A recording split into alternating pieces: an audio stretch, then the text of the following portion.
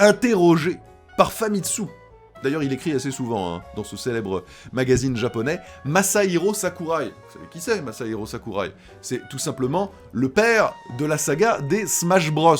Donc c'est quelqu'un de très lié quand même à l'écosystème Nintendo. Eh bien, il s'est exprimé sur la PS5. Il a réussi à en acheter une, au lancement, et il s'est déclaré très satisfait. Voilà. En fait, il trouve la console assez imposante, c'est vrai, mais il perçoit que son design est assez avant-gardiste.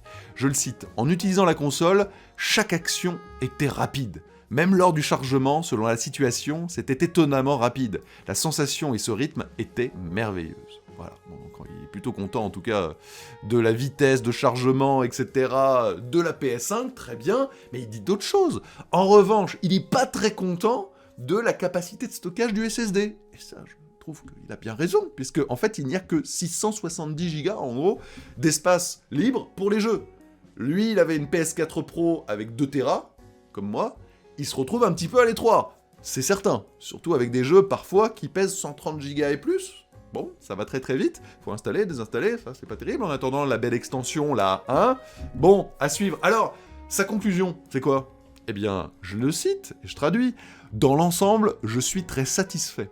Je pense que cela ressemble au début d'une longue relation avec la PS5, et je veux vraiment la chérir. Une fois les pénuries terminées, je pense que ce sera une console dont beaucoup de gens profiteront pendant longtemps. » Voilà.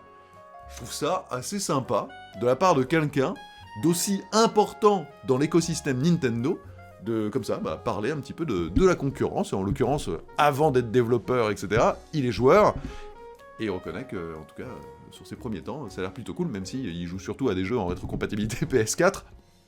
Voilà, c'est le lot de chaque début de génération. Enfin, pas chaque, parce que la précédente génération, il n'y avait pas de rétrocompatibilité, donc ça, que ce soit sur Xbox ou PlayStation, c'est plutôt une bonne chose.